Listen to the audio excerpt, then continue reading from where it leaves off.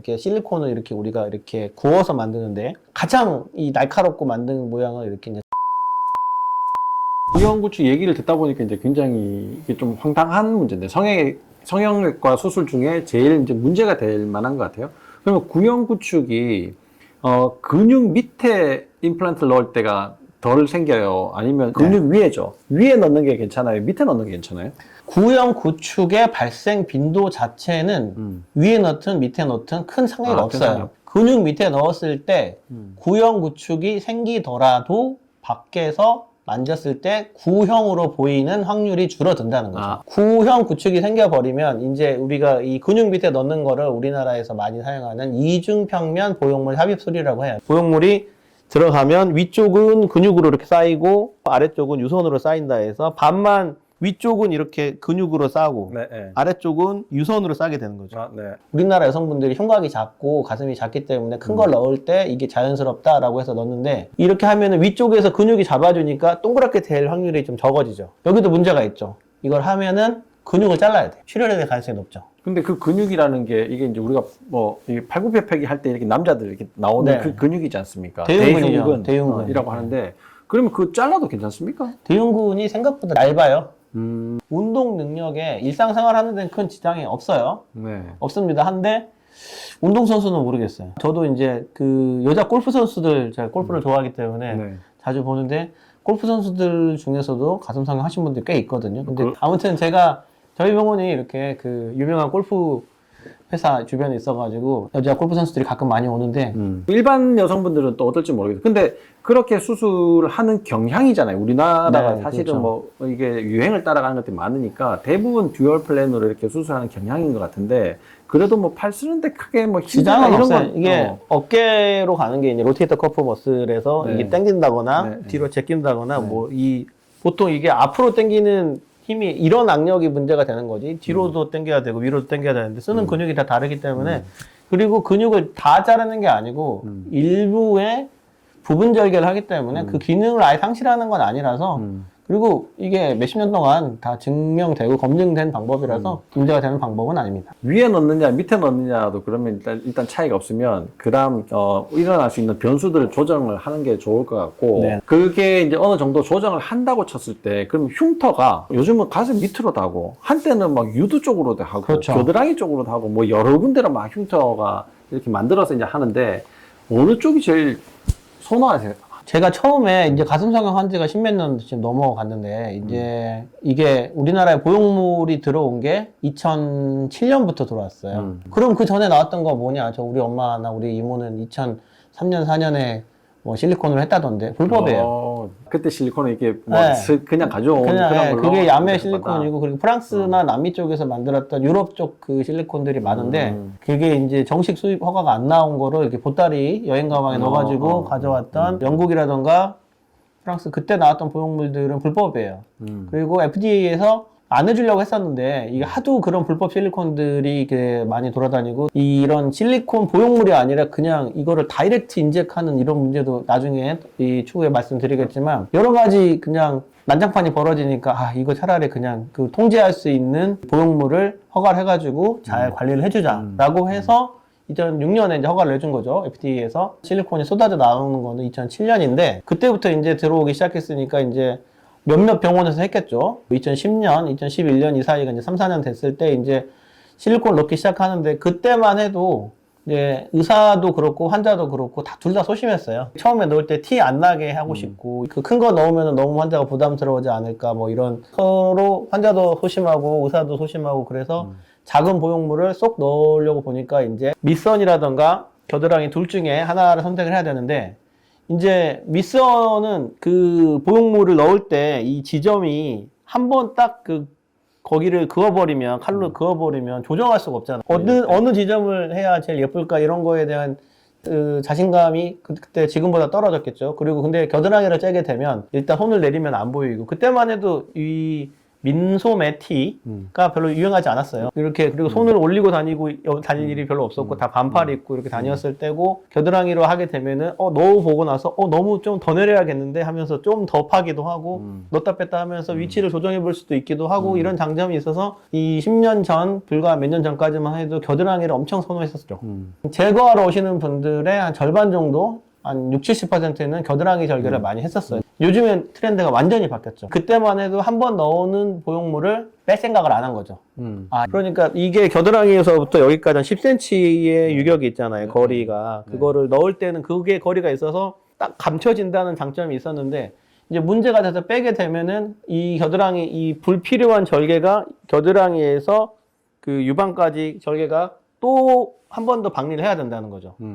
이 가슴이 보형물을 넣었을 때 늘어나는 길이, 이게 이제 그 공식이 있어요. 이렇게. 공식보다 더 중요한 건 감이죠, 감. 그렇죠. 감이죠. 근데 이제 환자도 과감해지고, 의사도 과감해지니까, 이제 뭐 300은 기본이고, 350, 400, 뭐 450 넣은 적도 있는데, 이렇게 넣어버리면은 가슴 밑에 골이 생기죠, 이제. 유방하 주름이 생기는 거죠. 그래서 이제 지금은 이 아래에다가 바로 그 지점을 알게 된 거죠. 그래서 이제 여기를 바로 째고, 보형물을 넣으면은 이제 보형물이 이렇게 볼록해지면서 주름 아래로 보형물이 그 흉터가 가려질 수 있는 라인이 생기고 장점이 있어요. 제거할 때 편해. 수술을 하고 나서 무슨 문제가 생길지 그렇죠. 모르니까 네. 그런 것들 미리 대비하는 것도 좋다. 이제 밑선으로 하게 되면 저희 환자 중에 저희 직원이 있어요.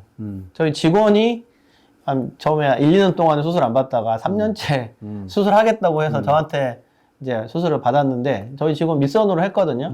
밑선으로 했는데 아침에 수술하고 점심 먹으러 쓱 나오더라고요. 회복도 좋네. 저희는 이제 이 꼭 가슴 성형을 할 때 이제 전신 마취를 하게 되면은 이제 근육 이완제를 쓰니까 우리가 수술하고 나서도 음식 같은 거 조심해야 되지 않습니까? 네, 네. 저는 전신 마취를 그렇게 선호하진 않거든요. 왜냐하면 이게 유방 성형 같은 경우는 부분 마취로도 가능해요. 실제로 통증이 그렇게까지 심하지 않고 이 부분 마취와 수면 마취로 마취를 해서 수술을 하게 되면은 수술 깨고 나서 정신만 돌아오면 바로 화장실에 갈 수 있고 밥도 먹을 수 있죠. 여러 가지 것들을 다 이제 고려를 하셔가지고 그렇게 하시는데 예전에는 백 종류도 뭐 이게 매끄러운 백, 뭐 엄청 거친 백, 뭐 이런 것들이 이제 다양하게 있었고 또 물방울, 네. 뭐 이런 모양도 있었고 뭐 그런데 요즘에는 대부분 그런 건 안 하고 이제 매끄러운 거에 그냥 동그란 백 그렇죠. 이걸 이제 주로 쓰시나 보더라고요. 물방울이나 뭐 거친 표면 이런 것들 좀 문제가 있었나요? 이게 이제 그 보형물의 역사가 이제 1962년부터 그 다우코닝사에서 만든 이제 그 보형물이 시작됐는데 이게 보형물이 쭉 올라오는 게 개발이 되는 게 처음에 그 62년 넣었던 그 보형물을 가지고 계신 그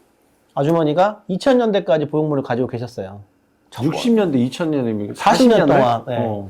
왜 그랬냐면 초창기 보형물은 이게 어떻게 될지를 모르니까 되게 두껍게 만든 거예요. 이렇게 안전하게 만드니까 이게 감촉은 떨어지더라도 이게 두껍게 만든 거, 안전하게 만든 거죠. 그래가지고 되게 오랫동안 가지고 계셨어요. 근데 이제 욕심이라는 게 생기잖아요. 두 번째는 얇게 만들었어요. 촉감을 좋게 하려고. 그랬더니 이제 터지기 시작하고 문제가 생기기 시작하죠.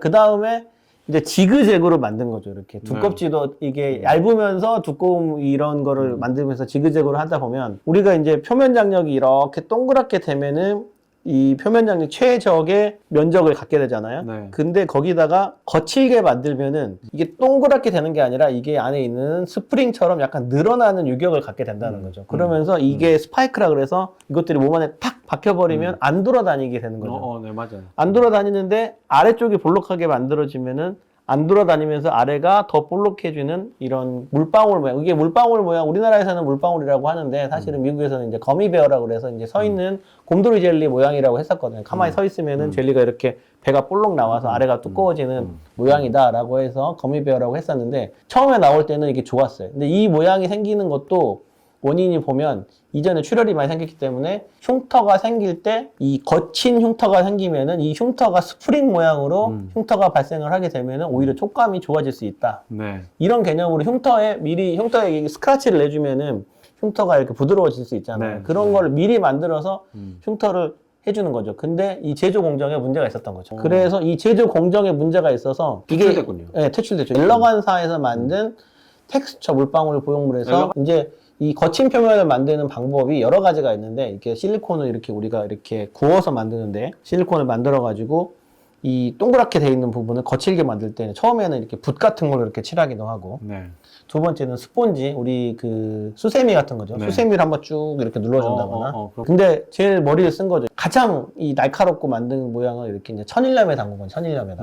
천일염에다 이렇게 쭉 담그고 나서 우리 그 천일염 모양이 네모나게 되는데 그 천일염을 실리콘, 이게 우리 찹쌀떡 같은 실리콘을 쭉 닫은 상태에서 구워버린 거죠.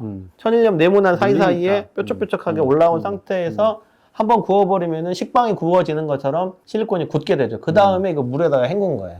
근데 생각을 해보면 천일염은 중금속이 있어요. 이제 그 갑상선 수술하신 분들을 보면은 천일염 먹지 말라고 하잖아요. 이 천일염이 정제염에 비해서 불순물이 많이 들어 있었는데 이게 그 젤 상태에서 이 천일염을 박아버리면은 이 천일염에 있는 무슨 성분인지 알 수 없으나 천일염은 이 성분이 특정되어 있지 않잖아요. 어떤 바다에서 어떤 상태에서 맞아요. 채취해 있는 상태에 따라서 이 성분이 다르기 때문에 알 수 없는 성분이 실리콘으로 옮겨갔을 가능성이 있다. 이거는 가능성이에요. 뭐 확실한 썰은 이게 증명된 건 아니지만 물론 깨끗하게 씻어낸다고 씻어냈지만 이 실리콘 안에 이 소독을 한번 거쳤겠죠. 근데 실리콘 안에 초반에는 괜찮았지만 만성적인 보형물 주변에 염증을 일으키게 된 거죠. 이게 이제 처음에는 이게 염증이 생기면은 우리가 흔히 생기는 증상이 여러 가지 세 가지가 있죠. 빨개지고 붓고 열나고 지물나고 물이 생긴 거죠. 그 안에서 물이 안에서 생긴다? 생긴 거죠. 물이라고 하니까 이게 우리가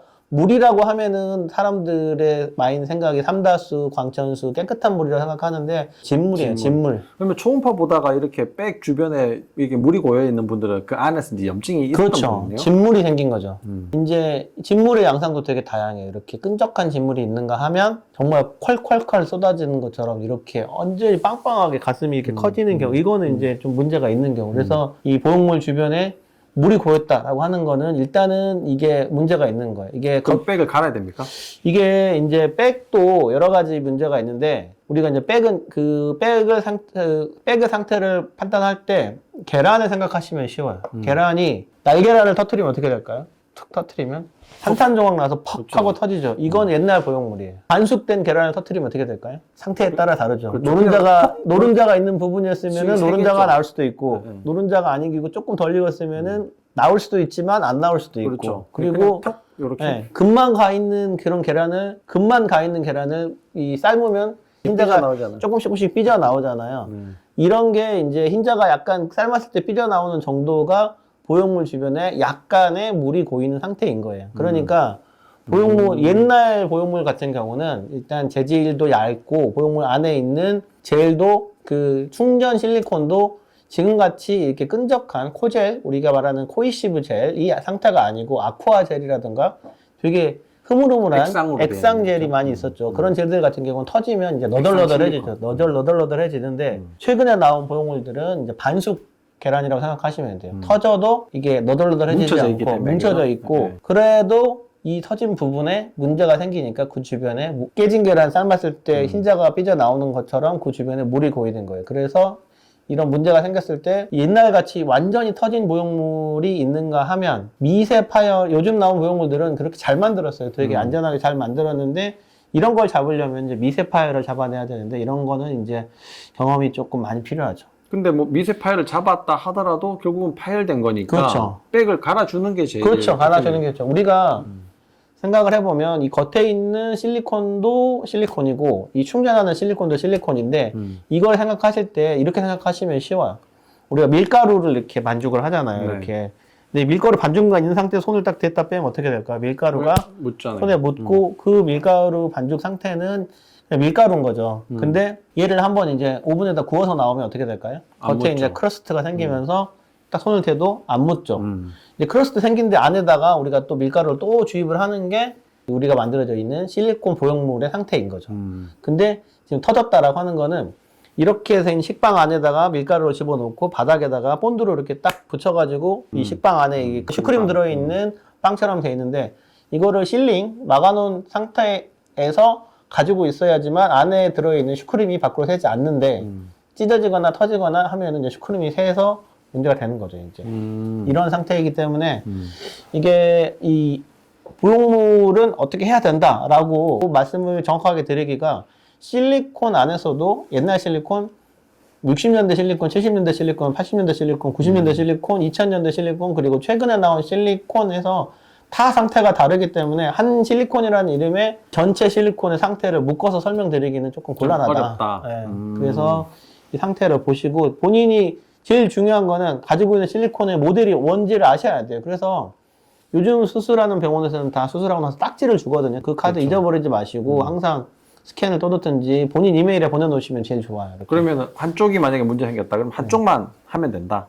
한쪽만 하는 경우도 있고 두 쪽만 하는 경우도 있죠. 만약에 한쪽만 터졌는데 이게 만약에 엘러간 텍스처 보형물이다. 그럼 두 쪽 다 가는 게 좋죠. 어차피 갈아야 그렇죠. 되니까. 어차피 또 백 종류에 따라서 그렇죠. 다 다르겠네요. 그래서 이쪽에 택을 꼭 가지고 있어야 되겠네요. 그럼요. 가지고 있어야 돼요. 환자분들이 자기가 어디서 뭘로 수술했는지를 모르는 분들이 꽤 많더라고요. 근데 이메일, 본인 이메일에다가 저장해 놓으시면 좋을 것 같습니다. 네, 제 그것도 생각에. 진짜 뭐 네. 아이디어네요. 제가 아까 말씀드렸던 그 숟가락, 침 뱉었던 숟가락. 절대 이게 물론 그렇습니다.